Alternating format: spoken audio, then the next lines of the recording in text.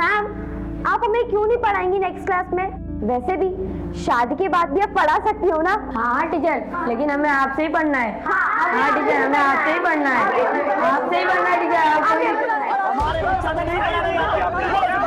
Principal madam अभी school में नहीं है, आप लोग उन्हें आने तो दीजिए। प्रिंसिपल को इतना ही पता होता तो ऐसे घटिया लोगों को काम पे नहीं रखते। बुलाओ उसे बाहर। तुम उसे बाहर बुलाओगे या हम अंदर जाए? बच्चों आप ये नोट डाउन करो, मैं अभी आती हूँ। Okay miss. ये हमें कुछ नहीं सुनना। बुलाओ उसे बाहर। हमें नहीं बुला। हमारे बच्चा ने नहीं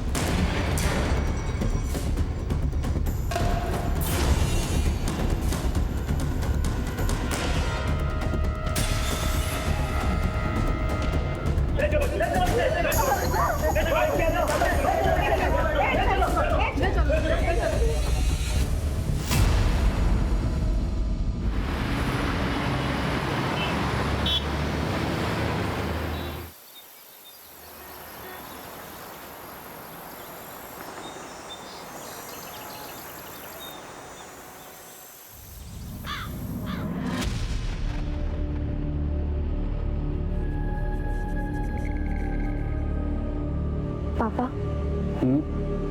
वो मुझे आपसे कुछ क्या मैंने?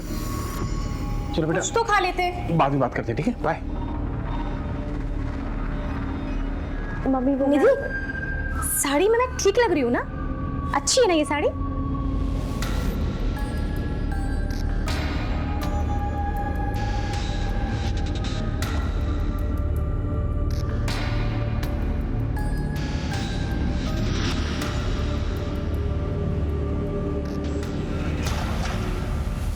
Natural numbers 1 2 3 4। Sonali even numbers 2 4 6 8 10। Good. Nidhi odd number. Nidhi क्या हुआ, सब ठीक है? एक्चुअली मुझे फीवर जैसा लग रहा है, मैं घर जाना चाहती हूँ। चलो ऑफिस में मैं तुम्हारे पेरेंट्स को इन्फॉर्म कर देती हूँ। मैं अकेली चली जाऊंगी, मेरा घर पास ही में। Are you sure?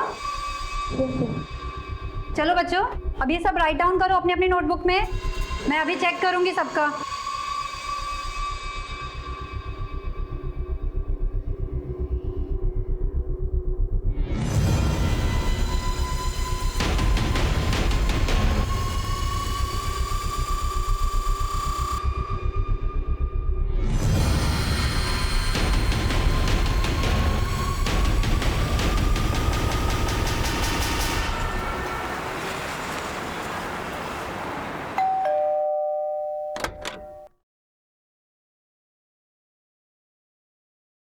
बोला जी मैडम जी।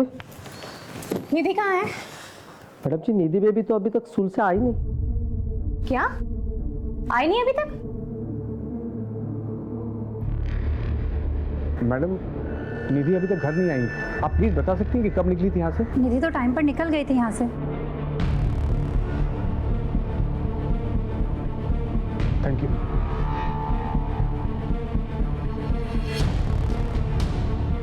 हाँ देवकी, निधि स्कूल से निकल गई थी, तो कहाँ गई होगी? और तुम्हें कैसे कुछ नहीं पता? हाँ मुझे कैसे पता होगा सागर? मैंने उसके सारे फ्रेंड्स को कॉल किया, किसी को कुछ नहीं मालूम है। कोचिंग क्लास में भी कॉल किया था, वो वहां पे भी नहीं गई है। सागर मुझे बहुत डर लग रहा है। सर निधि स्कूल से निकल चुकी थी, लेकिन ना वो घर पहुंची ना अपने कोचिंग क्लास में। ऐसा कैसे हो सकता है सर? प्लीज सर कुछ कीजिए आप। आप लोगों ने सब जगह ढूंढा, शायद वो अपने दोस्त या रिश्तेदार के घर गई हो। निधि जहाँ जहाँ भी जा सकती थी हमने सब जगह कॉल करके पूछ लिया है, किसी को कुछ नहीं मालूम है। ठीक है आप लोग फिक्र मत कीजिए, हम पता करते हैं। और मीनवाइल अगर आप लोगों को कुछ पता चलता है तो प्लीज हमें बताइएगा। जी सर। माँ बाप के बताए हुए पते पे पूछताछ करो और ये फोटो को सभी हाईवेज और पेट्रोलिंग वैन्स पे फ्लैश करो। सर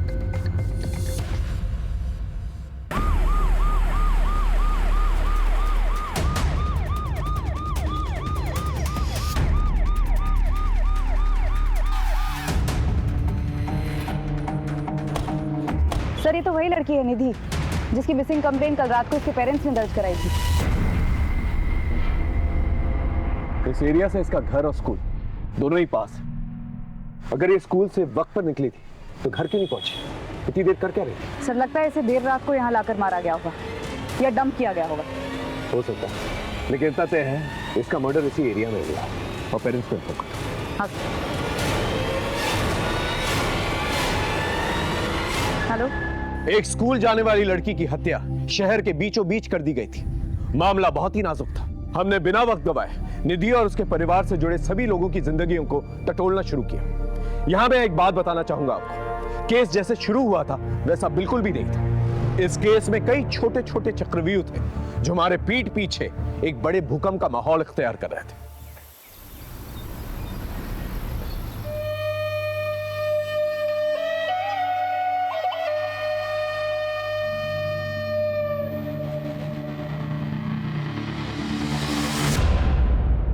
क्या हुआ? छोड़ो मुझे, क्या करे, कोई देख लेगा। देखने दो ना। इसीलिए बुलाया मुझे। मेरे कोई दोस्त है ना, आज पुराना किला घूमने जा रहा है, तो हमें भी चलना चाहिए। क्या बोलते हो? नहीं बाबा, सर पे एग्जामिनेशन है और कॉम्पिटिटिव क्लासेस भी शुरू हो गई है, मैं नहीं जा सकती। सॉल्यूशंस है मेरे पास, मंग मारो ना तुम। नहीं क्या यार, मैं तुम्हारे इतने करीब आने के बहाने बनाते रहता और तुम हो जो मुझसे दूर भागते रहते हो। That's not fair. हाँ क्या है भाई, काम करो ना अपना। चलो चलो चलते।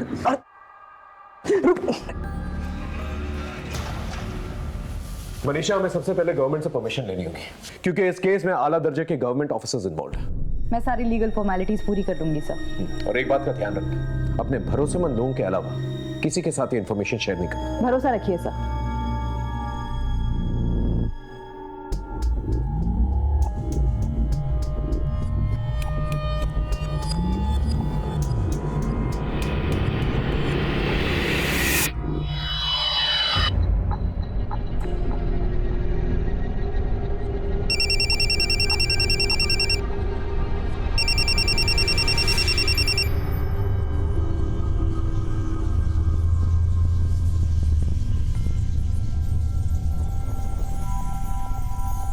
ठीक है, मैं आती हूँ। सुनो, आज का प्लान ड्रॉप करना होगा, इमरजेंसी है, मुझे अर्जेंटली निकलना होगा। बाय।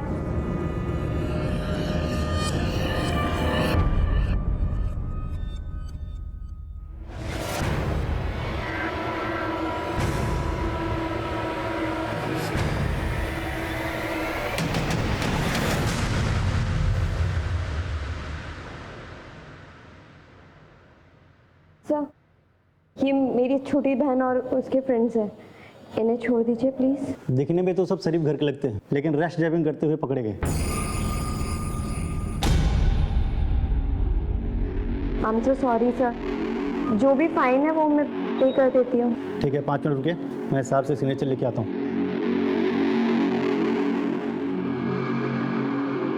दीदी आई एम सॉरी, मेरी वजह से आपको इतना। मैंने कुछ पूछा तुमसे?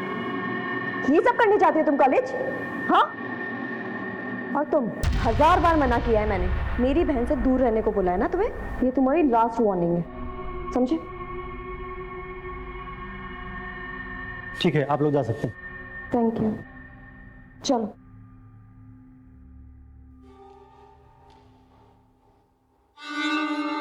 दुर्गेश, वो डॉक्टर कह रही थी कि ये समय बहुत अच्छा है माँ बनने के लिए। इतनी जल्दी क्या है? जल्दी मुझे नहीं, तुम्हारे पेरेंट्स को है। आखिर प्रॉब्लम क्या है?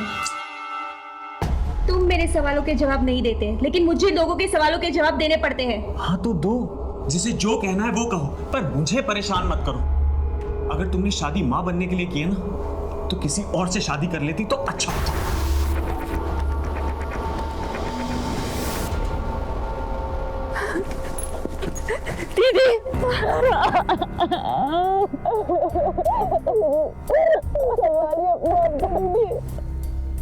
मुझे अब नहीं रहता रहा, हमको छोड़ के चली गई। तुझे उसे वही रोक लेना चाहिए था। कम से कम उसकी जान तो बच जाती ना था।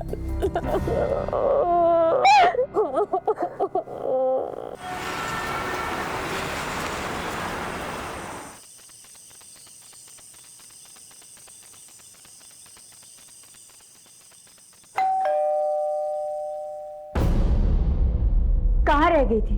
वो मैंने इसे बुला लिया था डिनर पर, तो बस इसीलिए लेट हो गए। चलो अब अंदर।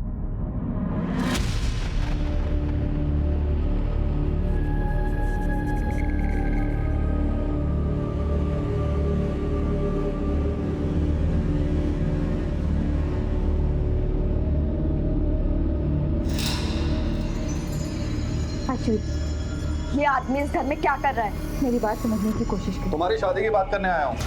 शादी? मुझे नहीं करनी कोई शादी वादी। और आप कौन होते हो हमारे घर के मामले में बोलने वाले? आपको कोई हक नहीं है। क्यों हक नहीं है? बाप हूं मैं तुम्हारा। लोग तरह तरह की बातें कर रहे हैं। तुम्हारी बेटी रात रात भर घर से बाहर रहती है, शादी नहीं कर रही है। अरे बेइज्जती होती है मेरी। आपने बाप वाला ऐसा कौन सा फर्ज निभा लिया जो बेइज्जती होती है आपकी? बस कीजिए प्लीज दीदी चुप हो जाओ। पापा प्लीज जाने दीजिए। अब तू भी उसकी साइड ले रही है। तुझे बिना ये बिगाड़ के रखेगी अपनी तरह। सुन ली अपनी लाडली की बातें? ये सब तुम्हारे लाड प्यार का नतीजा है। देख लेना एक दिन नाक कटवा के रहेगी। पापा चलो आप यहाँ से। बस माँ, आपको उनकी हाँ में हाँ मिलाने की कोई जरूरत नहीं है। अरे मुझे नहीं करनी है शादी वादी यार, मैं खुद का ध्यान खुद रख सकती हूँ। आप प्लीज जाके उन्हें संभालिए।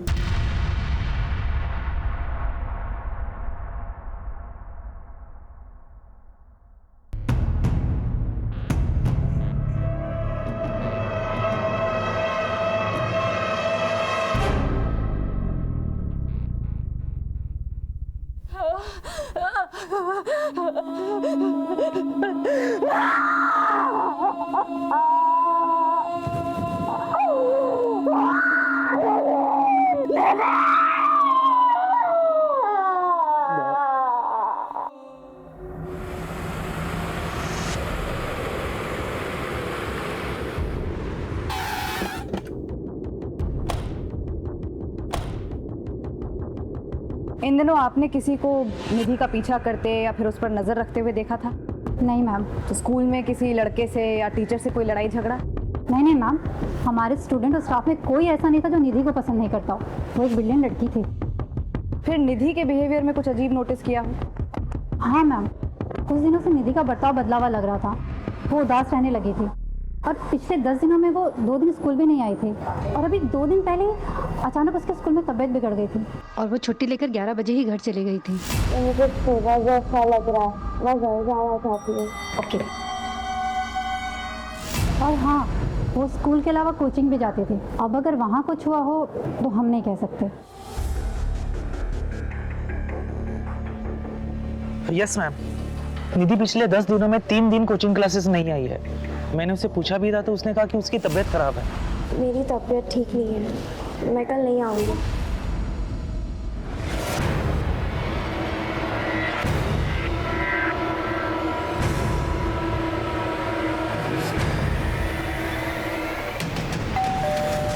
पिछले 10 दिनों में निधि स्कूल से 2 दिन और कोचिंग क्लास से 3 दिन एब्सेंट रही है। उसकी तबीयत ठीक नहीं थी। निधि एब्सेंट थी? ऐसा कैसे हो सकता है सर? वो तो डेली जाती थी और तबीयत भी ठीक थी उसकी। लेकिन 2 दिन पहले सिकनेस की लीव लेके वो स्कूल से जल्दी निकली थी। लेकिन परसों वो कुछ देर से लौटी थी। निधि आज लेट हो गई? वो मुझे कुछ नोट्स कंप्लीट करनी थी, इसलिए स्कूल में देर हो गई। कितनी देर? करीब आधा पौन घंटा। स्कूल 1 बजे खत्म होता है। वो 11 बजे सिकनेस का बहाना करके निकल जाती है। तकरीबन 15 मिनट लगते हैं घर पहुंचने में। मान लेते हैं कि वो 4:30 बजे घर पहुंचे, तो ये 4 घंटे वो थी कहाँ? मुझे गलत हो गया ये सब सुनकर। इसका मतलब निधि स्कूल और कोचिंग क्लासेस के बहाने कहीं और जा रही थी। माफ कीजिए, लेकिन निधि का कोई बॉयफ्रेंड वगैरह था?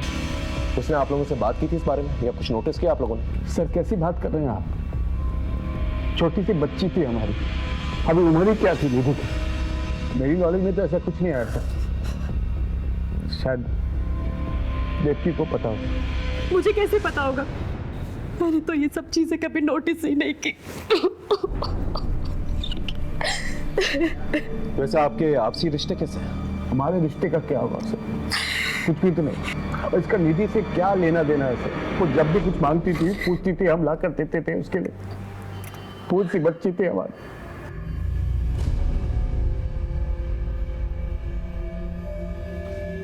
खैर, जरा सोच कर बताइए, आपका कोई दुश्मन जो निधि को मार सकता? नहीं सर, हमारे किसी से कोई दुश्मनी नहीं है। मैं तो अपने बिजनेस पे फोकस रखता हूँ। पता नहीं हमारी बच्ची को किसने मार दिया।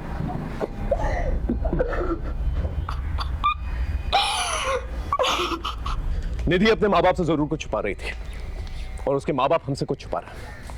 इनके आपसी रिश्तों के बारे में पता करो, पड़ोसियों से पूछताछ करो। बहुत सारी बातें जो हैं घर वालों से पहले मोहल्ले वालों को पता चल जाती हैं।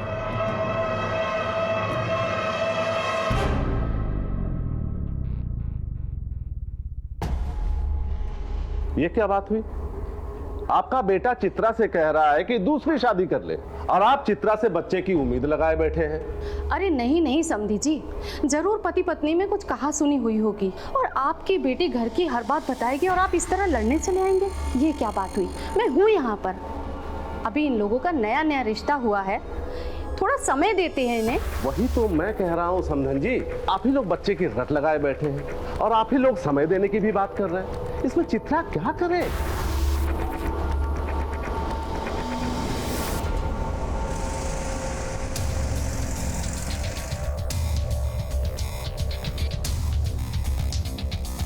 निधि बड़ी प्यारी बच्ची थी। जो बच्ची अपना खाना दूसरे को खिला सकती है, अपना खिलौना दूसरे को दे सकती है, ऐसी बच्ची का दुश्मन कौन हो सकता है? हाँ, सागर को अपने पैसे का थोड़ा घमंड था, लेकिन निधि में ऐसी कोई बात नहीं थी। आपने कहा कि सागर को पैसों का घमंड था, क्या उसका कोई दुश्मन हो सकता है? तो दुश्मनी का तो मुझे पता नहीं, लेकिन इन मियाँ बीवी की आपस में बनती नहीं थी। और ये बात आपको कैसे पता चली? मेरे नौकर ने बताया। वो सागर का नौकर भोला का दोस्त है, आपस में एक दूसरे घर की कहानी बताते रहता है। मैडम, साहब और मेम साहब ऐसे ही है। ऐसा एक भी दिन नहीं गया होगा कि साहब और मेम साहब आपस में झगड़े नहीं हो। किन बातों पे झगड़ा होता था? देवकी, तुमने आज जो तमाशा किया ना, वो गलत है। अच्छा, मैं तमाशा कर रही हूँ? मैं जो कर रही हूँ वो गलत है और जो तुम कर रहे हो वो सब सही है? क्यों जिम में बिजी रहते हो? यही बोलते हो ना तुम? बीवी और बच्ची से बात करने का टाइम नहीं है तुम्हारे पास, क्योंकि तुम निहारिका के साथ बिजी रहते हो। और यही सब करना था तो मेरे साथ शादी क्यों की? तुम्हारा ये जो पागलपन है ना, तुम अपने पास ही रखो। तुमसे बात करना बेकार है यार।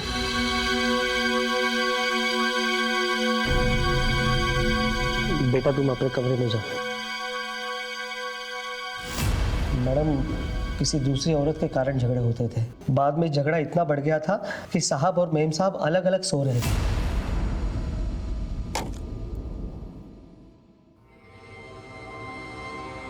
इन झगड़ों का बुरा असर निधि पर पड़ रहा था। वो उदास रहने लगी थी।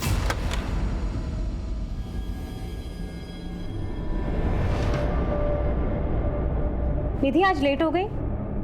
वो मुझे कुछ नोट्स कंप्लीट करनी थी, इसलिए स्कूल में देर हो गई।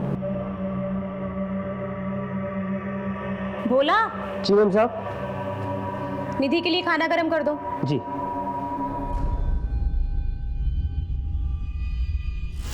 इस माहौल से बचने के लिए मेम साहब ने निधि के मासी के पास उसको छोड़ दिया। कितने दिन पहले की बात है ये?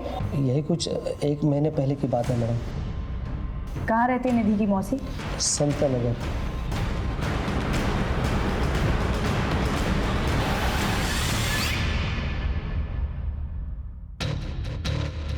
क्या यही है दीप्ति की बहन का? सर पता तो यही बताया। प्रिया, बेटा तुम अंदर जाओ। जी सर, 15 दिन से निधि यहीं पर थी। प्रिया से उसकी बहुत अच्छी बनती थी, बहुत अच्छे से रहती थी वो यहाँ। पर फिर दीदी का फोन आया और उन्होंने कहा कि वो निधि को लेकर जाएंगे। पर निधि तो यहाँ से जाना ही नहीं चाहती थी। मासी, मुझे नहीं जाना है मम्मी के साथ, मुझे यही रहना है आपके पास। इधर आओ बेटा, बैठ। निधि, सब ठीक हो गया है वहाँ। हम आएंगे ना तुमसे मिलने वहाँ। मासी, मैं हमेशा के लिए यही नहीं रह सकती क्या?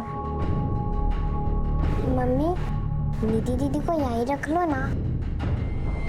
काश मेरी मम्मी भी आपके जैसी होती, अब मुझसे कितना प्यार करती है। और वहाँ मम्मी डैडी हमेशा झगड़ा करते रहते हैं। इसका मतलब ये बात सच है कि आपके जीजा जी और दीदी के बीच में जो झगड़ा होता था किसी लड़की की वजह से होता था। उस लड़की का नाम पता है आपको? उनके ऑफिस में एक लड़की है, उनकी असिस्टेंट निहारिका। जैसे जैसे उनका पैसा बढ़ता जा रहा है वैसे वैसे हमारे बीच में दूरियां बढ़ती जा रही हैं। हाँ सर, निहारिका नाम की सेक्रेटरी थी, उसे लेकर ऑफिस में झगड़ा हुआ था।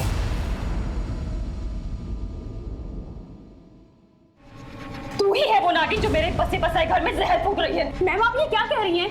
बताओ मैं क्या कर रही हूँ, बताओ तुझे मैं क्या कर रही हूँ। मुझसे बात करो देवकी, क्या तमाशा लगा रखा है तुमने? क्या पता, मेरा ऑफिस है ये। इसी में बिजी रहते हो ना तुम, इसीलिए घर देरी से आते हो, थक जाते हो तुम।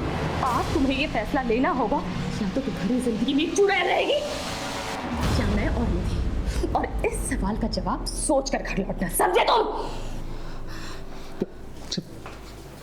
अफराद था या नहीं वो तो मुझे नहीं पता सर, लेकिन उसकी बड़ी बेइज्जती हुई। उस दिन के बाद से निहारिका ने ऑफिस आना भी बंद कर दिया। ठीक से करो। मैडम हॉस्पिटल से फोन आया, निधि की पोस्टमार्टम रिपोर्ट आ गई है।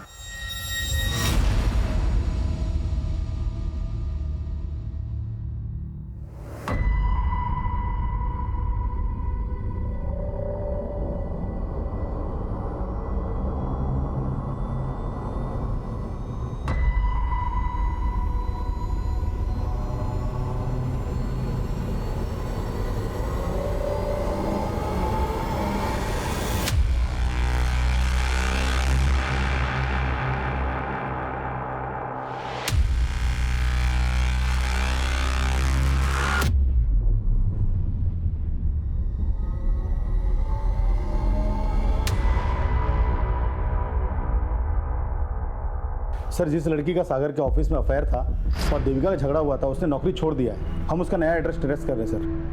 सर, निधि की पोस्टमार्टम रिपोर्ट काफी शॉकिंग है।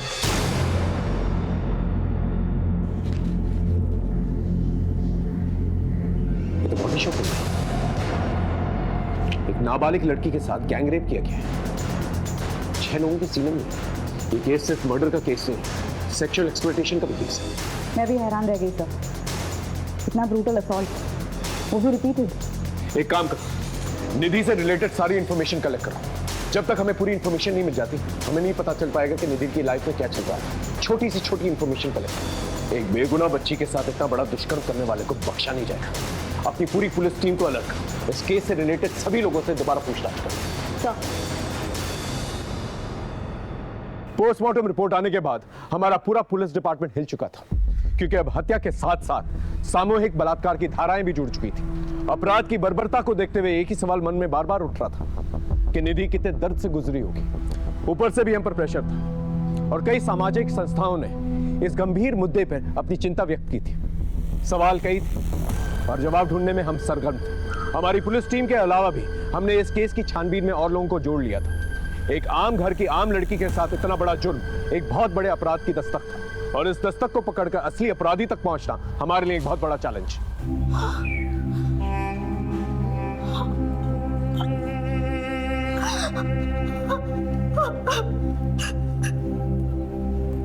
मेरी भूल जैसी बच्ची के साथ कौन ऐसा कर सकता है सर? इसी सवाल का तो जवाब नहीं है आप लोगों के पास। वो स्कूल के बाद कहां जाती थी ये नहीं मालूम आप लोगों को। कोचिंग क्लासेस के बाद कहां जाती थी ये तक नहीं मालूम आप लोगों को। देख लिया आपने, इतना बड़ा अपराध हुआ उसके साथ। और हैरत की बात यह है ये उसके साथ पहले भी होता है। ये तो हमें पड़ोसियों ने बताया कि वो खामोश रहती थी, उदास रहती थी, लेकिन आप लोग को ये तक नहीं पता उसकी जिंदगी में क्या चल रहा है। मुझे आपसे कुछ बात करनी थी। सर, मेरी भूल जैसी बच्ची ने किसी का क्या बिगाड़ा था जो उसके साथ इतना बड़ा जुल्म हो गया। देखिए, पहले मामला मर्डर का था, अब क्लियर हो चुका है कि निधि का गैंग रेप छुपाने के लिए उसका मर्डर किया गया।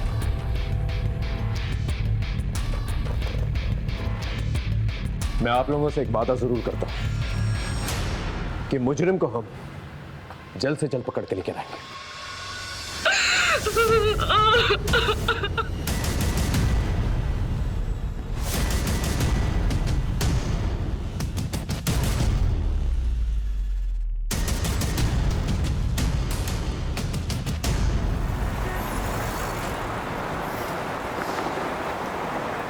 सलाम साहब। सलाम। गुड्डू, छोटी मोटी खबरें तो तू बहुत देता है, लेकिन अब की बार एक बहुत बड़े मिशन पे जाना है। जिसके बारे में इंफॉर्मेशन निकालनी है ना, वो गवर्नमेंट का एक बहुत बड़ा आदमी है। उसके ऑफिस से इंफॉर्मेशन निकालनी है। हो पाएगा तुझसे? हाँ, मनिंदर का नाम तो बताओ साहब, काम हो जाएगा। निधि के घर में निधि से भोला सबसे करीब था, और निधि के गायब होने की खबर भी सबसे पहले भोला ने ही दी थी देवकी को। निधि के माँ बाप एक दूसरे से झगड़ा किया करते थे, शायद इसी का फायदा भोला ने उठाया। हाँ सर, हमारी तहकीकात में और कोई सस्पेक्ट सामने भी नहीं आया। इस भोला के बारे में पता करो। ये नौकरों से काफी गॉसिप किया करता था, शायद किसी नौकर ने इसके बारे में गॉसिप किया। Yes sir. माँ, पापा से कह दीजिए मुझे शादी नहीं करनी है। तो क्या पूरी जिंदगी शादी नहीं करेगी? हाँ, नहीं करूँगी। क्या बोल रही है तू? पागल हो गई? कुछ भी बोले जा रही है। देख, अगर कोई पसंद है तो बता दे, हम बात करते हैं।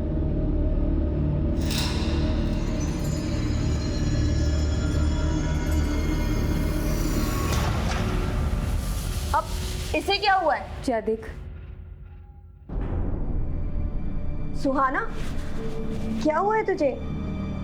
हम लोगों को लड़ता देख करके तू रोए, ये तो पॉसिबल नहीं है। तो बता, क्या हुआ? आयुष से झगड़ा हुआ है? फिर से उसने तुझे कुछ कहा है? बोल ना।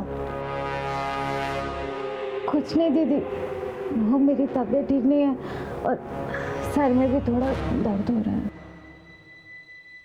तू सच कह रही है ना? हाँ दीदी, तुम्हारी कसम।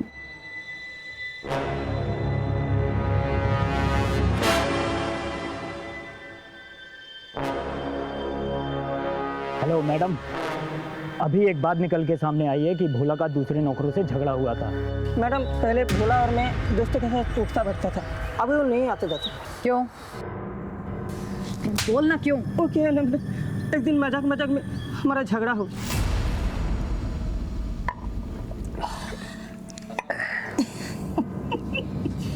क्या रे भोला, तेरा साहब का अभी भी चक्कर चल रहा है क्या? अरे उनके मामले में नहीं बोलते, वो बड़े लोग हैं। बड़े थे, उनकी बेटी भी हो रही है। क्या बोलना क्या चाहता बे? बोलना, हाथ मारता है कि नहीं? साइकिल सिखाने के बाद छोड़ेंगे नहीं तुमको, छोड़ेंगे नहीं हमको। क्या बोल रहे ना? मैंने तो उसको वही कहा था जो भोला की फितरत थी। कॉलोनी के सब काम वालियों के पीछे वो पड़ा रहता था, अक्सर निधि के साथ भी साइकिल सिखाते हुए दिखता था, इसलिए थोड़ा मजाक किया था तूने? नाबालिग लड़की के लिए घर के नौकर से गंदी बातें करना तुझे मजाक लगता है?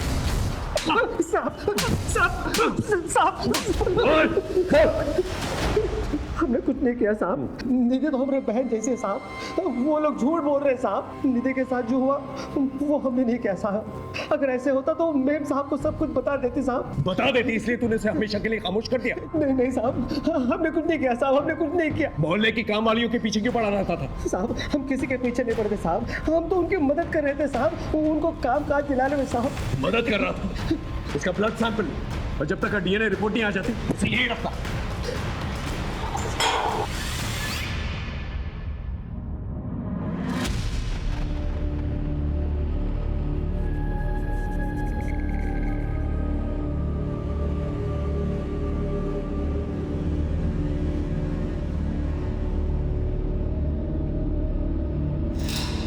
Excuse me, ma'am. Ma'am.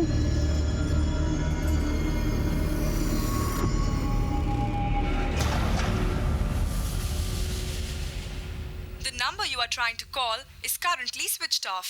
Please try again later. उसका फोन बंद आ रहा है। पता नहीं कहाँ गई होगी, अब तक तो उसे आ जाना चाहिए था। आप टेंशन मत लो, मैं देखती हूँ। दीदी, कॉलेज से तो हम लोग साथ ही निकले थे और वहाँ रास्ते में दुकान पड़ती है कपड़ों की, तो उसे कुछ लेना था, वो वहीं रुक गई। कौन सी दुकान? हाँ, ये मैम तो आई थी, इनका ही तो झगड़ा हुआ था। झगड़ा किससे? सुहाना, क्या हुआ है? उस दिन के बाद तू मुझे मिली ही नहीं। आई एम सॉरी, उस दिन मैंने थोड़ी ज़्यादा पी ली थी। मैंने कहा ना, मेरा पीछा करना छोड़ दो। ये सब दीदी बोल रही है ना। तुमसे क्या मतलब? किसी ने कुछ भी बोला हो? देखो सुहाना, तुम ऐसे नहीं जा सकते। हाथ छोड़ो मेरा। नहीं, मेरी बात सुनो। मैंने कहा हाथ छोड़ो मेरा।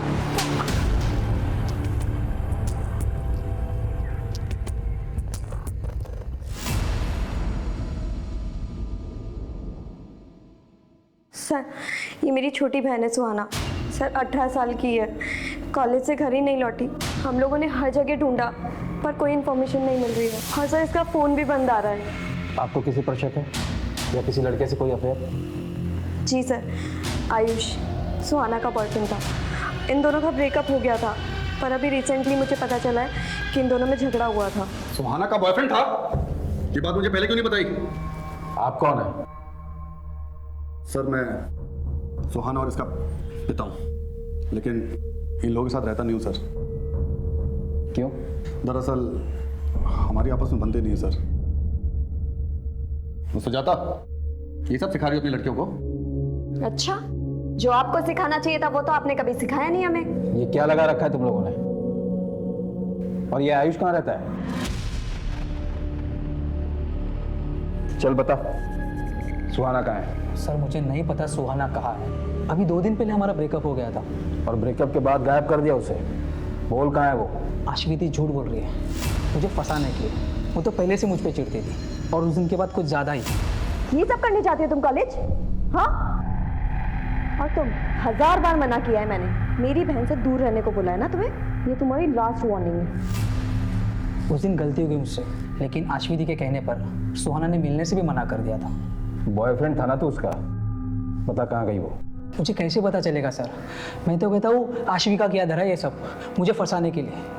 मुझसे नफरत करती थी और इसलिए मुझ पे ना ये सब झूठे इल्जाम लगा रही है। सुहाना की डिटेल्स निकालो, सारे इलाके में पूछताछ करो, शायद कुछ पता चले। Okay sir. रमन अवस्थी साहब से मिलना था। अवस्थी साहब ऐसे नहीं मिलते किसी से, उनसे मिलने के लिए अपॉइंटमेंट लेनी पड़ती है। कैसे मिलेगी अपॉइंटमेंट? 1 मिनट।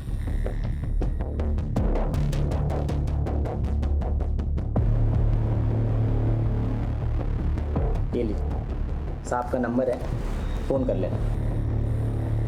Thank you.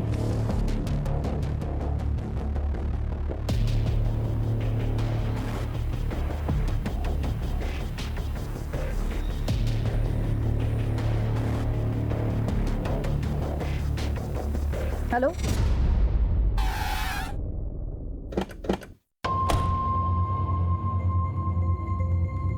हमने निधि से पूछा था लेकिन उसने कभी बताया नहीं। नहीं मैडम, उसके आगे पीछे किसी को नहीं देखा। मैडम, इतना बड़ा हादसा हुआ है हमारे स्कूल की लड़की के साथ। हमने भी एक स्टूडेंट और टीचर से बातचीत की है, परंतु किसी को कुछ पता नहीं।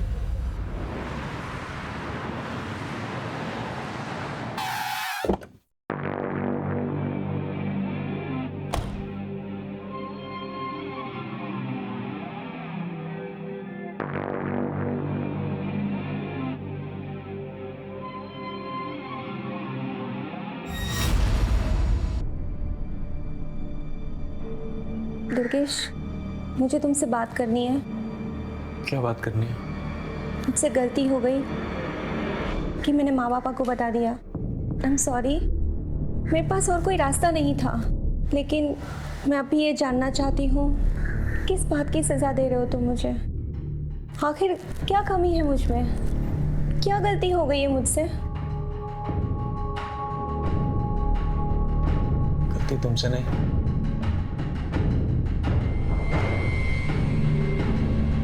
मुझसे। कैसी गलती? खबर क्या है वो बता।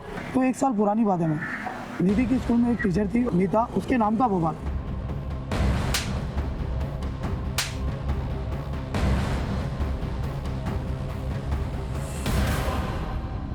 लेकिन ये बवाल हुआ क्यों था? एक वीडियो वायरल हुआ था उसका, सेक्स वीडियो।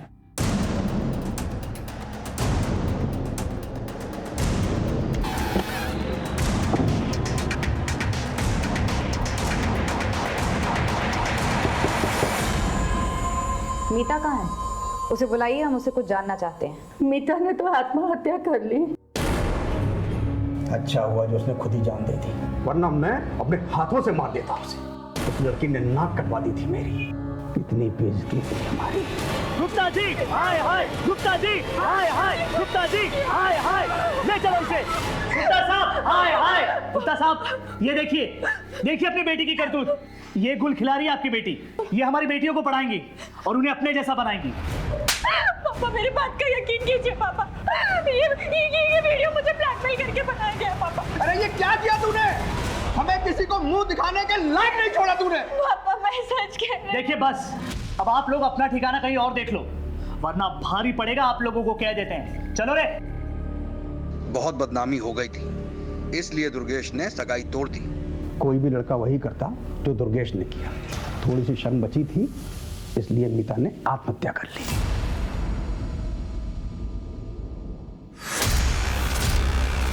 आपने कभी इस बात पर ध्यान नहीं दिया कि हो सकता है मीता सही कह रही थी? सही या गलत से क्या फायदा मैडम? मेरी इज्जत तो चली गई ना मैडम। अब वापस उन बातों को कुरेद करके हमें क्या मिलेगा? निधि और उसकी टीचर मीता दोनों का ही सेक्सुअल असॉल्ट हुआ था और दोनों का ही एक ही स्कूल से कनेक्शन भी था। इसलिए हमने मीता के केस के इन्वेस्टिगेशन ऑफिसर से मुलाकात की। सर ये वीडियो वायरल हुआ था उस लड़की का, जिसके वायरल होने के बाद मीता पर मॉब ने अटैक किया और उसके बाद उसने सुसाइड कर लिया। हम अपनी इन्वेस्टिगेशन तो कर ही रहे थे सर, पर आगे इस केस में कुछ क्लू नहीं मिला। इस वीडियो में जो लड़का है, इसकी पहचान हुई? नहीं सर। मीता के मंगेतर का एड्रेस है?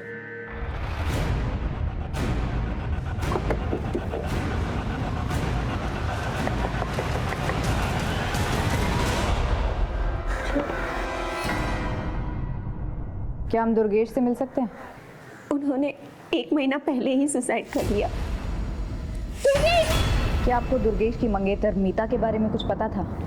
जी हाँ, खुद दुर्गेश ने मुझे बताया था। मैं अपने पाप का प्रायश्चित करना चाहता हूँ। मेरी अंतरात्मा मुझे जीने नहीं दे रही। क्या बात है? हमें जो कुछ भी मीता के बारे में पता है वो सच नहीं है। मीता का वीडियो धोखे से बनाया गया था। उसी वीडियो से उसे ब्लैकमेल करके बार बार गलत काम करवाए जा रहे थे। ये बात कही थी उसने मुझसे, लेकिन मैंने उस पर यकीन नहीं किया और उससे शादी तोड़ दी। हो सकता है वो झूठ बोल रही हो। नहीं, झूठ नहीं बोल रही थी वो। उसका MMS है इंटरनेट पर। मीता ने अपनी जान देकर सच्चाई का सबूत दिया। उसी रात उन्होंने सुसाइड कर लिया। उसके अलावा मैं कुछ नहीं जानती। ये मामला केवल निधि का नहीं है, बल्कि मीता के साथ भी इस किस्म का अपराध हो चुका है। मुझे लगता है भोली भाली लड़कियों को ब्लैकमेल करके उनको सेक्सुअली असॉल्ट करने का एक रैकेट चल रहा है और मुझे तो शक है कि निधि और मीता को एक ही इंसान ने टारगेट किया है। बड़ी अजीब बात है सर, इनमें से किसी एक ने भी कानून का दरवाजा नहीं खटखटाया। शायद इन्हें इतना डराया धमकाया गया होगा कि वो अपनी जुबान ही नहीं खोल पा रहे हैं। एक काम करो, अपने नेटवर्क को एक्टिवेट करो और सारे थानों से जो है रिकॉर्ड मंगवाओ और अपने खबरियों से ही पता करो कि इस शहर में इस किस्म के केसेस और भी हुए हैं क्या। ओके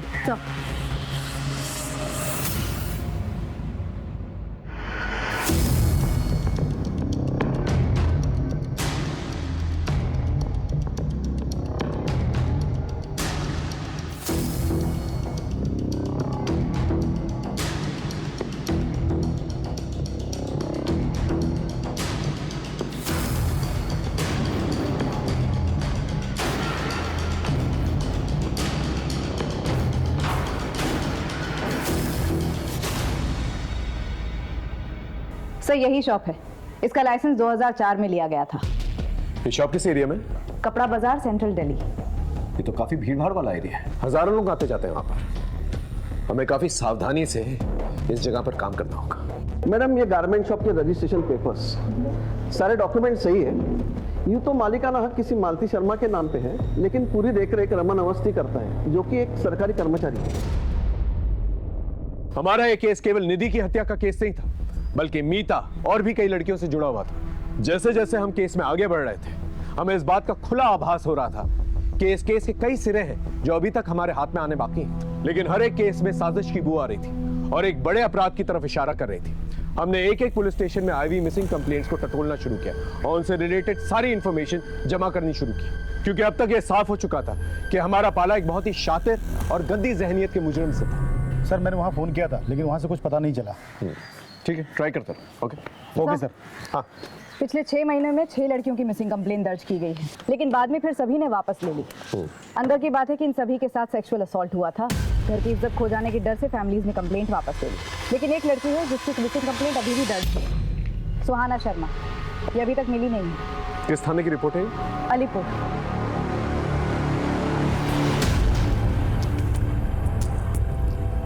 सुहाना शर्मा नाम है। लास्ट टाइम इसे एक गारमेंट शॉप के बाहर दिखा गया था। वहाँ पर इसकी अपने बॉयफ्रेंड से लड़ाई भी हुई थी। हमने इसके बॉयफ्रेंड को डिटेन भी किया, पर उसने कहा कि वो इस लड़की के बारे में कुछ नहीं जानता। इसकी बहन अश्विनी ने कंप्लेंट दर्ज करवाई थी हमारे यहाँ। हमने काफ़ी ढूंढने की भी कोशिश की, लेकिन कोई लीड नहीं मिला, और बाद में इसकी फैमिली ने भी अपडेट लेना बंद कर दिया। इनकी फैमिली का कोई कॉन्टैक्ट नंबर? आपने जब इन्फॉर्म किया कि आप यहाँ आ रही हैं, तो मैंने कांस्टेबल से कहा था कि इनकी फैमिली से कॉन्टैक्ट करें। ठीक है। अश्वी से कोई कांटेक्ट हुआ? सर अश्वी का नंबर भी बंद आ रहा है और वो ट्रेस भी नहीं हो रही है।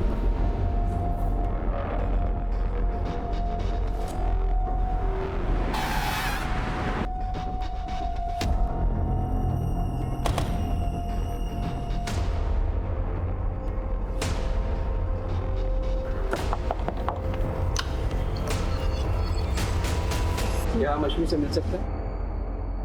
वो तो नहीं है। नहीं है मतलब? कहाँ गई? किसी काम से बाहर गई। सुहाना की कोई खबर मिली? उसी केस के बारे में हमने उनसे बात कर ली है। आप आइए ना, अंदर बैठिए, मैं अपने पति को बुलाती हूँ, आप उनसे बात कीजिए। जी कहिए, मैं आपकी क्या मदद कर सकता हूँ? सुहाना मिसिंग केस के बारे में अश्वी से बात करें। वो सर मेरी बीवी ने बताया ना आपको, बाहर गई है किसी काम से। उनका फ़ोन बंद आ रहा है। लगता है कि बैटरी का प्रॉब्लम हो। आप मुझे बताइए ना क्या बात है सर? सुहाना मिसिंग केस के बारे में आप लोगों ने कई दिनों से कोई अपडेट नहीं लिया, पूछ सकता हूँ क्यों? कितना अपडेट लेते सर? पुलिस अगर अपना काम कर रही होती तो वो कब का मिल गई होती, इसलिए नाउम्मीद होकर हमने फॉलो अप करना बंद कर दिया। अभी कोई खबर है आपके पास उसकी? देखिए, हमें शक है कि सुहाना किसी सेक्स रैकेट में उलझी भी हो सकती है, क्योंकि उसी एज ग्रुप की कई लड़कियों की शिकायतें आई हैं हमारे पास। तो सर प्लीज उसे जल्दी ढूंढिए प्लीज। हम पूरी कोशिश करेंगे। फिलहाल अगर आपकी अश्वी से बात हो तो उन्हें थाने भेजिएगा, शायद कोई इन्फॉर्मेशन मिल जाए हमें। जी सर।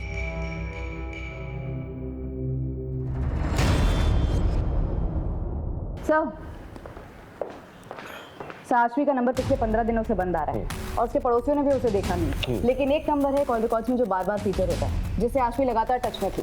अश्वी और चारू के कार्ड से एक ही होटल के बिल भी भरे गए हैं। मैंने चारू को बुला लिया है पूछताछ के लिए। हम दोनों दोस्त हैं सर। दोस्त? कॉल रिकॉर्ड्स में दोस्ती साफ नजर आ रही है तुम्हारी। क्या चल रहा था तुम्हारे और अश्वी के बीच में? कहाँ है अश्वी और सुहाना? मैं नहीं जानती सर, मैं तो अश्वी को खुद ढूंढ रही हूँ। तुम क्यों ढूंढ रही हो अश्वी को? हाँ देखो, जो कुछ भी सच है ना बता दो, बोलो। सर मैं आपसे झूठ नहीं बोलूँगी, वो मैं और अश्वी रिलेशनशिप में है सर। हम दोनों लेस्बियन हैं सर। अश्वी क्या हुआ? मुझे अर्जेंटली निकलना होगा अभी। आई कॉल यू ना। ध्यान से जाना। सर हम बाहर कहीं नहीं मिल सकते थे, इसलिए हम चुपचाप होटल में मिलने लगे, और अश्वी की फैमिली का उस पर प्रेशर था। वो उसकी शादी कराना चाहते थे और वो शादी नहीं करना चाहती थी। फिर सुहाना गायब हो गई और अचानक से कुछ दिन बाद अश्वी भी गायब हो गई सर। लेकिन अश्वी के फादर तो कह रहे थे ऑफिस के काम से वो बाहर गई। नहीं सर, वो कहीं बाहर नहीं गई है, मैं खुद उसके ऑफिस में काम करती हूँ सर। इसका मतलब अश्वी के फादर ने हमसे झूठ कहा। थाने बुलाओ। सच बोलकर अपनी इज्जत की धज्जियां उड़वाते क्या? एक तो पहले ही सुहाना के गायब होने के गम से हम लोग उभरे नहीं थे कि अचानक अश्वी की सच्चाई सामने आ गई। कैसी सच्चाई? अश्वी कहाँ से आ रही? सर मेरी पत्नी मर चुकी है, इसलिए मैं कभी कभी कॉल गर्ल्स को बुला लिया करता था। और एक दिन मेरे दोस्त अभय की बेटी आसवी आ गई, और सर एक सच्चे दोस्त के नाते ये बात मैंने अभय को बता दी। सर जान से मार दूंगा तुझे, झूठ बोलता है। यकीन नहीं होता ना, इस नंबर पे बात कर ले। सर इस बात को लेकर के मेरा और अश्वी का झगड़ा भी हुआ था। बेशरम, ऐसा घिनौना काम करने से पहले मर क्यों नहीं गई तू? सर उस दिन के बाद से वो घर नहीं लौटी, और आती भी किसने से।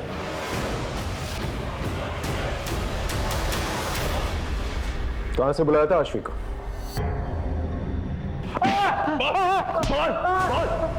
सच बोल। बताता साहब, इस तरह का एक ही नहीं 50 धंधे चल रहे हैं। मैं तो सिर्फ दलाल हूँ, असली धंधा तो वहां से ऑपरेट हो रहा है। मुझे पीट के कुछ नहीं मिलेगा। सच बोल। हमारी इन्वेस्टिगेशन में हमें वहां पर कुछ भी नहीं मिला। सच बोल। ऐसे कुछ नहीं मिलेगा। वहां जाकर बोलिए दामोदर ने भेजा है, अनारकली चाहिए।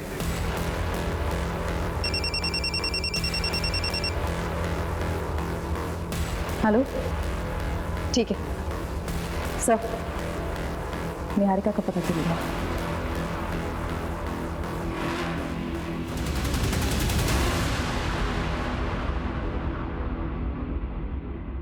सर मेरा यकीन मानिए, निधि की मौत से मेरा कोई लेना देना नहीं है। फिर भागी क्यों थी? सर उस दिन देवकी मैम के तमाशे के बाद मुझ में हिम्मत नहीं रही कि मैं अपने कलीग से नजरें मिला पाऊँ, इसलिए मैं वहाँ से निकल गई थी सर। जहाँ इतनी बातें वेरीफाई हुई हैं, तुम्हारा स्टेटमेंट भी वेरीफाई होगा, तो जब तक ये बात सच नहीं साबित हो जाती तुम यहीं रहोगे।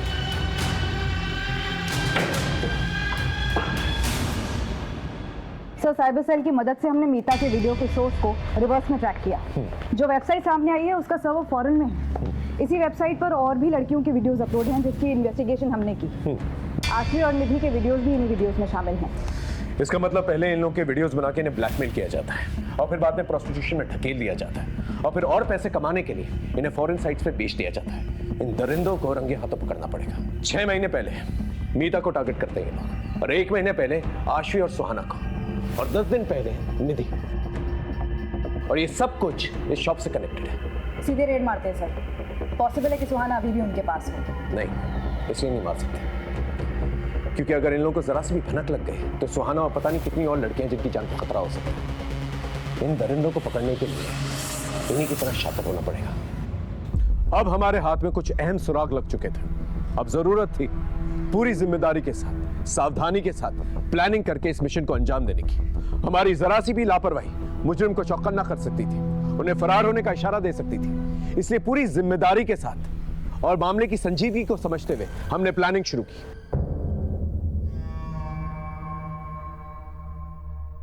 माल चाहिए, दामोदर ने भेजा है। अनारकली चाहिए, अनारकली चाहिए।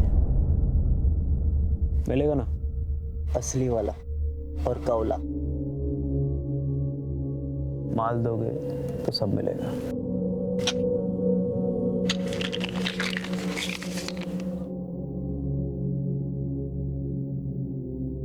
आओ मेरे साथ।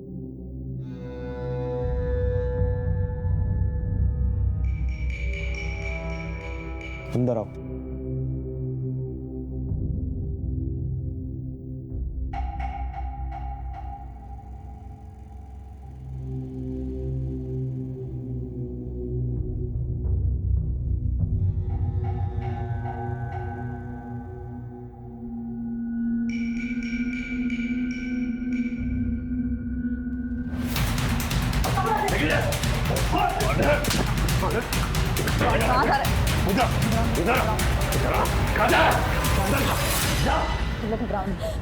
इन बच्चियों को एनजीओ लेके जाओ। चल चल जाओ।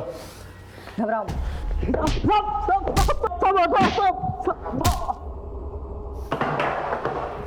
बोल। मीता, सुहाना, आश्वी, सब बाकी लड़कियों को मैंने धंधे में उतारा। किसी की मजबूर बहू बेटियों को बेचकर उनसे पैसे कमाकर उसे धंधे का नाम देता। गवर्नमेंट ऑफिसर होकर ऐसी नीच हरकतें करते हुए शर्म नहीं आई तुझे? हाँ, अब सच सच बता, कौन कौन इन्वॉल्व है तेरे साथ इस धंधे में? बोल। सब मैं ही हूँ अकेला। सब मैंने दिखावे के लिए गारमेंट शॉप खोल के रखी है और वहीं से हम लोग अपना शिकार तलाश करते हैं। ट्रायल रूम किधर है?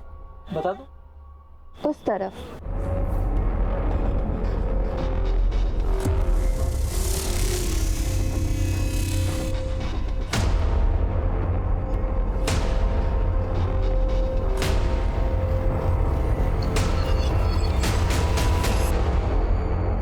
एक बार वीडियो बन जाता था तो फिर लड़कियों को ब्लैकमेल करना कोई मुश्किल काम नहीं होता था साहब। हम जानबूझ के सीधी सादी लड़कियों को और कम उम्र की लड़कियों को अपना शिकार बनाते थे ताकि वो आसानी से हमारे चंगुल में फंस सके।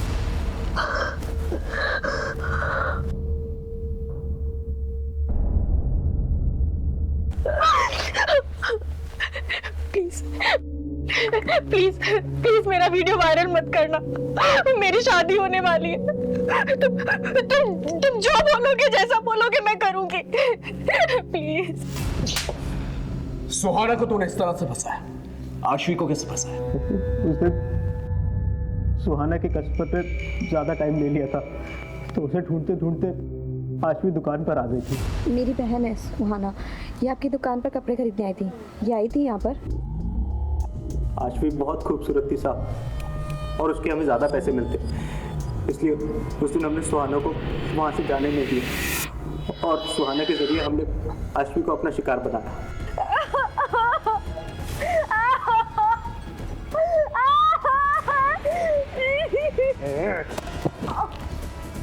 ध्यान से देख अपनी बहन को, अभी तो सिर्फ ऐसे नोच रहे हैं।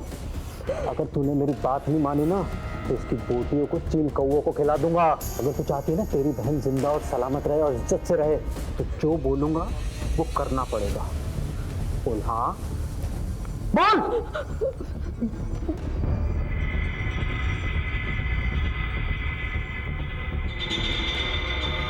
कहाँ है आशवी? आशवी तो कब की मर गई साहब।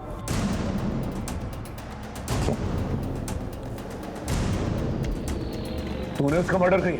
नहीं साहब, मैंने उसे नहीं मारा, उसे तो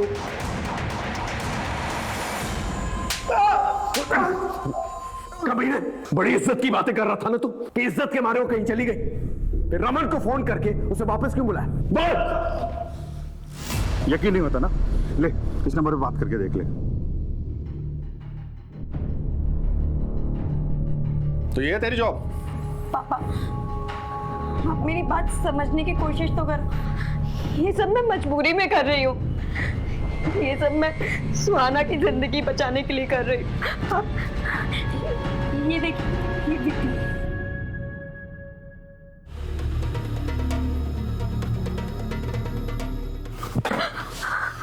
मुझे पहले ही पता था, खुद तो बर्बाद हो गई और उसे भी इस नर्क में झोंक दिया तूने। इसकी जिम्मेदार भी आप है। अपनी गलतियां भी मुझ पर डालेगी? आज ये किस्सा मैं खत्म करके ही रहूंगा। इसका मतलब आशवी ने सच कहा था, वो सुहाना को बचाना चाहती थी, लेकिन तूने उसे मार डाला। बाप का हक तो जताना चाहता था, लेकिन फर्ज नहीं निभा पाया। उसने एक बार तुझसे भरोसे की उम्मीद की थी, अगर तूने उस पर भरोसा कर लिया होता तो आज वो जिंदा होता।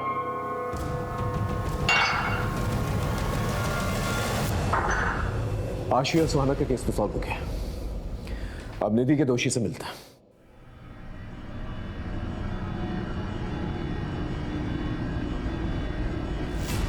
आशीष, सुहाना और मीता को तूने नहीं मारा, फिर उस मासूम बच्ची की क्या गलती थी? निधि, उसे क्यों मारा? निधि किसी के लिए खतरा बन गई थी, इसलिए उसे मारना पड़ा।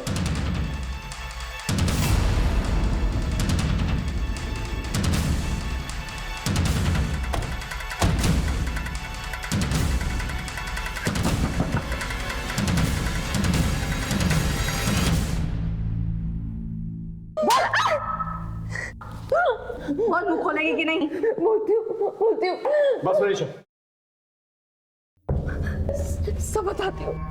सर, मेरे पति शिव का बिजनेस अच्छा नहीं चल रहा था और मुझे पैसे चाहिए थे। मैं धंधे में आ तो गई थी, पर मुझे और पैसे कमाने थे, अपना घर खरीदना था। इसलिए एक दिन तारा देख, एक फॉरेन की पार्टी है मेरे पास, 1 लाख रुपए मिलेगा। 1 लाख? लेकिन उन्हें बच्ची चाहिए, कम उम्र की। कुछ कर सकती है क्या? ऐसी लड़की मैं कहाँ से लाऊंगी?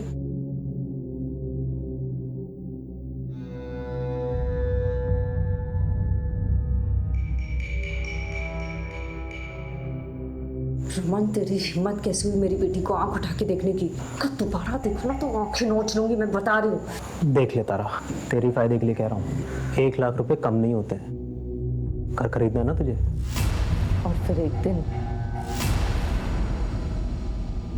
निधि,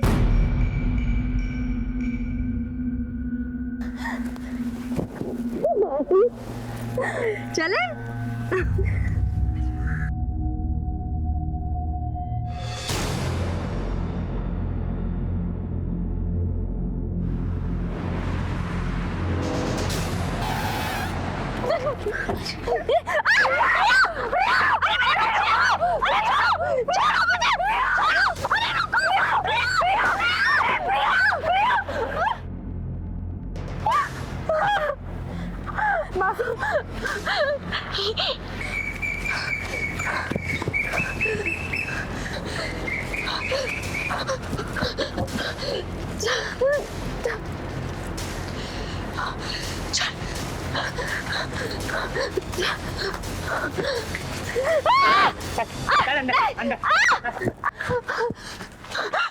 मेरी बेटी को छोड़ दो, मेरी बेटी को छोड़ दो।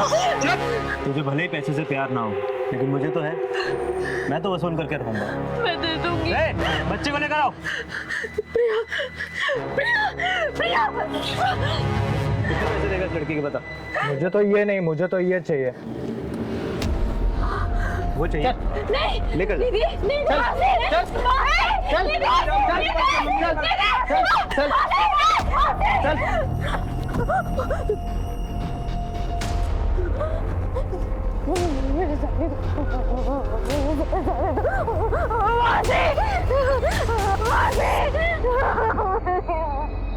सुन, जितना जी चाहे रो ले, लेकिन किसी के सामने मुंह मत खोलना।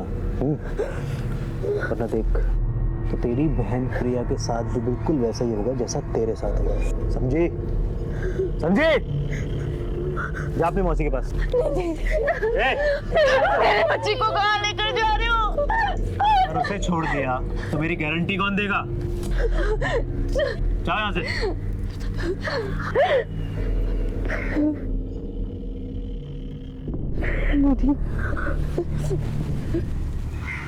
निधि, आज जो कुछ भी हुआ है तो किसी को मत बताना, वरना वो लोग प्रिया को मार देंगे।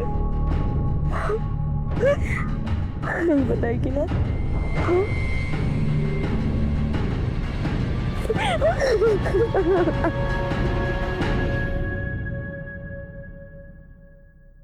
कुछ दिन तो निधि चुप रही,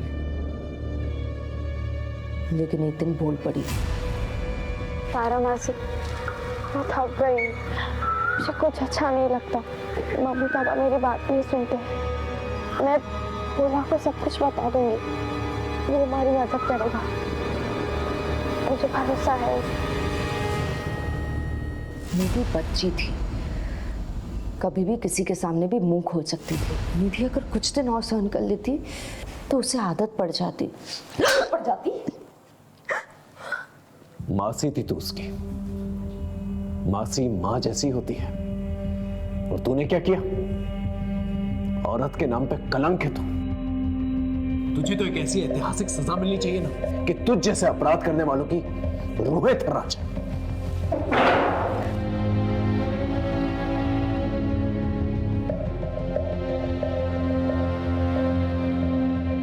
जो संगीन जुर्म इस औरत ने किया है, अगर कानून में फांसी से बढ़कर भी कोई सजा होती तो मैं उसकी मांग करता जज साहिबा। ये औरत जात के नाम पर एक कलंक है। फांसी की सजा भी इस औरत के लिए कम होगी। निधि शर्मा के बलात्कार और फिर हत्या में तारा शर्मा ने जो भूमिका निभाई है, निधि ने अपनी माँ से भी ज्यादा प्यार अपनी मासी से किया था, भरोसा किया था, और उसी मासी ने अपनी लालच के लिए उस मासूम को मौत के मुंह में धकेल दिया। लिहाजा तमाम सबूतों और गवाहों को मद्देनजर रखते हुए ये अदालत आरोपी तारा शर्मा को 20 साल की कैद बामुशक्कत की सजा सुनाती है। इस गिरोह के सरगना रमन अवस्थी और अन्य आरोपियों को भी सजा सुनाई जाती है। जिस तरह तारा का ये अपराध जुर्म की किताब का एक स्याह पन्ना है, उसी तरह तारा को दी जाने वाली ये ऐतिहासिक सजा दूसरे अपराधियों के लिए एक रोशन मिसाल बनेगी। तारा ने निधि का भरोसा जीता और उसे अपना शिकार बनाया। आश्वी पर अभय ने भरोसा नहीं किया और उसे मौत के घाट उतार दिया। फिर मीता के पिता और उसके मंगेतर दुर्गेश ने भी उस पर भरोसा नहीं किया, उसे अपनी जान देनी पड़ी। निधि के बदले हुए बर्ताव में छिपी हुई दस्तक सबने महसूस की, लेकिन अपनी दुनिया में मगन उसके माँ बाप ये दस्तक सुन नहीं पाए। इस केस को ऐतिहासिक केस इसलिए भी कहा जा सकता है क्योंकि ना ही सिर्फ इस केस में महिला को दी गई सजा बड़ी थी, बल्कि हमने इस केस को चंद महीनों में सॉल्व कर लिया था। जज साहिबा ने केवल ऐतिहासिक सजा नहीं सुनाई थी, बल्कि ऐतिहासिक जागरूकता भी लाई थी। फिर मिलेंगे एक नए केस के साथ, तब तक देखते रहिए क्राइम पेट्रोल दस्तक, क्योंकि मकसद बताना नहीं, बचाना है। जय हिंद।